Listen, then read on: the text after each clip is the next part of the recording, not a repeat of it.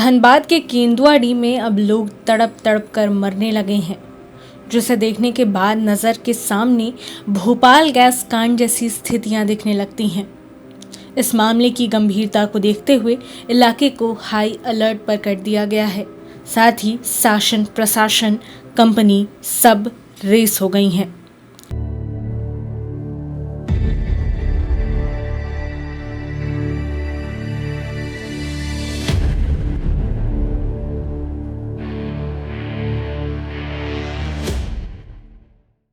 इस इलाके में दो बस्ती है जहां रहना मुश्किल हो गया है।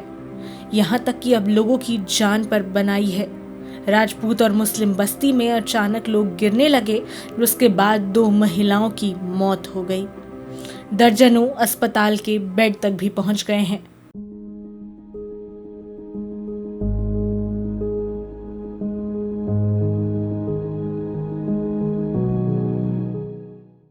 मामला बढ़ता जा रहा है, जिसके बाद कंपनी से लेकर प्रशासनिक महकमे में हड़कंप मचा हुआ है।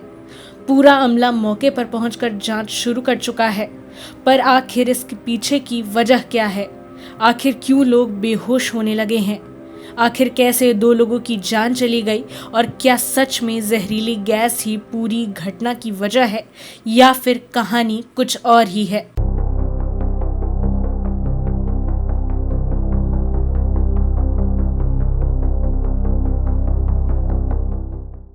दरअसल जमीन के अंदर से निकल रही जहरीली गैस मौत और बीमारी की वजह बनी हुई है। इसे देखकर अब लोगों को डर सताने लगा है।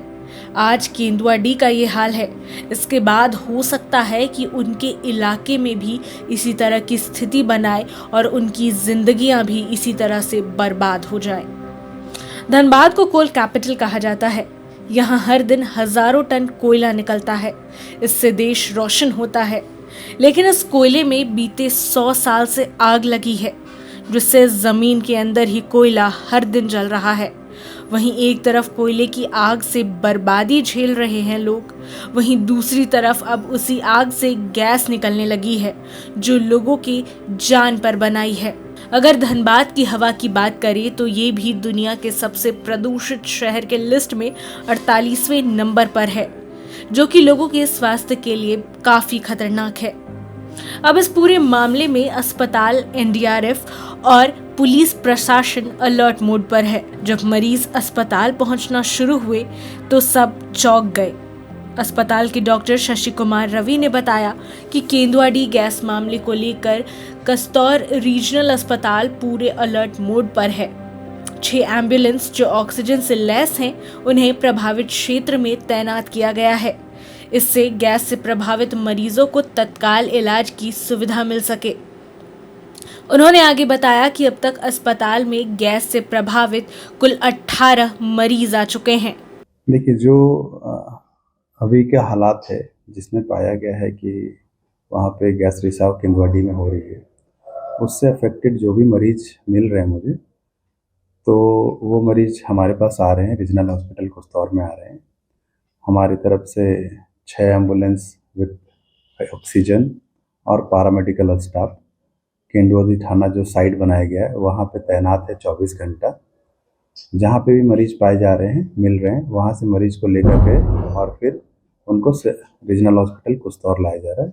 रीजनल हॉस्पिटल कस्तौर में उनको एडमिट किया जा रहा है, सारा वाइटल्स देखा जा रहा है और ऑक्सीजन सपोर्ट से हमारा पूरा लैस है अस्पताल अभी फ़िलहाल, और पूरी तरीक़ा से उनको सुचारू रूप से जो ट्रीटमेंट दिया जा सकता है इस घटना में और इस बीमारी में, इस पॉइजनिंग में, वो हम अपनी तरफ से पूरी तरीक़ा से उनको देने से निश्चय अपना उपयोग कर रहे हैं।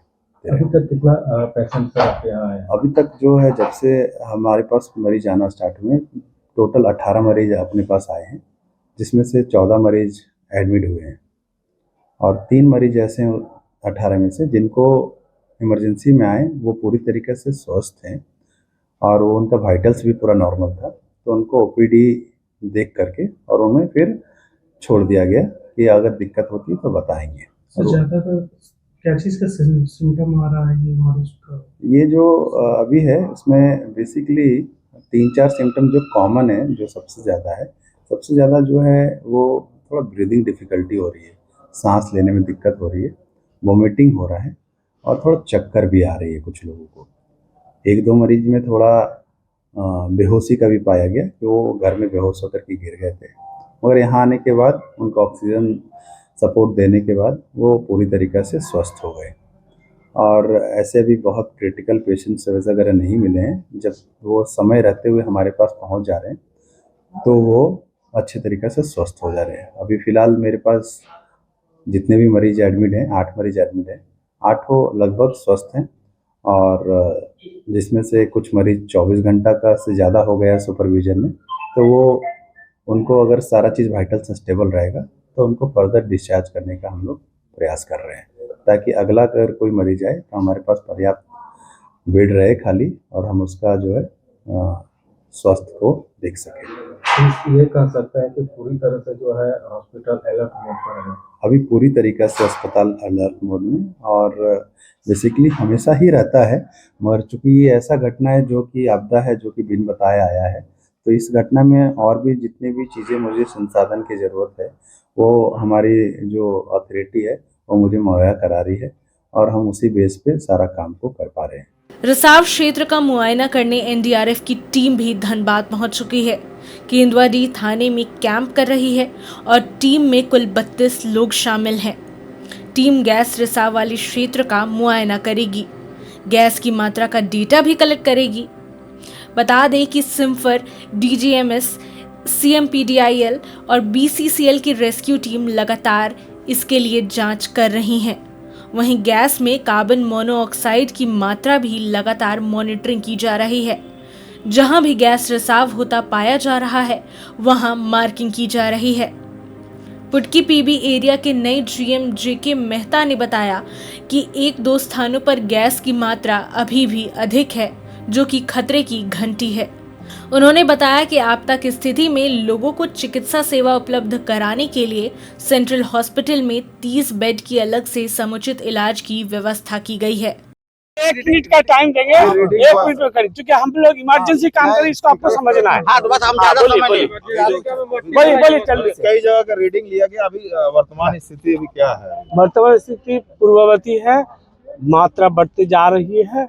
हम लोग वैज्ञानिक जो भी इंस्टीट्यूशंस है, विभाग है, सबको बुलाए हैं और जो भी अधिकारी लोग हैं, जैसे कि जिला प्रशासन, जैसे कि एनडीआरएफ, जैसे कि हमारे सीएमपीडीआईएल, हमारे बीसीसीएल के वरिष्ठ अधिकारी, सभी का करीब निरीक्षण हो रहा है या होते चल रहे हैं। एनडीआरएफ की टीम आज यहाँ पहुँच गई है। कुछ देर में एनडीआरएफ टीम का भी सलाह हम लोग लेंगे।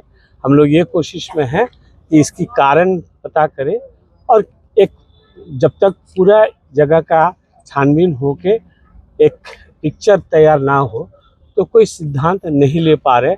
इसीलिए आप लोग से भी आग्रह है कि आप लोग हमारे साथ साथ गैस के अंदर, चूँकि हम जा रहे हैं, हम एक अधिकारी है तो इसलिए जा रहे हैं, आप लोग तो जनमानस से आ रहे हैं, तो आप लोग अपने जान को खतरा जोखिम में मत डालें। और ये आपके माध्यम से हम सभी ग्रामीणों को आग्रह भी करना चाहते हैं कि किसी भी कीमत पे गैस का जहाँ भी स्मेल या गंध या कुछ उस टाइप के अनुभूति होती है तो वहाँ पर ना रहे, क्योंकि जान जाना बहुत मैंने रिटर्न नहीं आता, कोई भी रिटर्न नहीं आता। साहब एक चीज बताइएगा, जैसे धनबाद से रांची वाले जो मुख्य सड़क है उसको भी खतरा है क्या? देखिए, आग जहाँ जहाँ है सभी जगह खतरा है। आप जो रोड हो, ये रेल हो, ये सब जगह खतरा हो सकता है, लेकिन खतरा के मात्रा कितना है ये तो वैज्ञानिक अध्ययन से ही करवाएं कि मुख्य सड़क है। हम लोग अभी यहाँ पर इस घटना लेकर के यहाँ पर कर रहे हैं। ये जो राजपूत बस्ती है एवं आसपास के इलाका है, इसके हम लोग छानबीन कर रहे हैं, आप स्वयं देख रहे हैं। ठीक है, बाकी बारे में हम कोई मंतव्य कैसे कर सकते हैं? गैस का परसेंटेज क्या है साहब? गैस का परसेंटेज जो है बोलते रहे हैं कि जैसे पूर्ववत था। आज आप लोग पहली बार ये रिपोर्ट ले रहे हैं, ऐसा तो है नहीं, इसीलिए पूर्ववत है। दूसरी तरफ स्थानीय लोग पार्षद प्रतिनिधि विभागीय कार्रवाई से संतुष्ट नहीं दिख रहे हैं। लोगों की मांग है कि लोगों को विस्थापित करने के बजाय गैस रिसाव के कारणों का पता लगाएं और ड्रिलिंग करके गैस रिसाव को बंद करें। देखिए, स्थिति समान रूप से अगर देखा जाए तो सामान्य अभी हुआ नहीं। स्थिति अभी भी भयावह है और हमको नहीं लग रहा कि बीसीसीएल इस पर कुछ कर रहा है।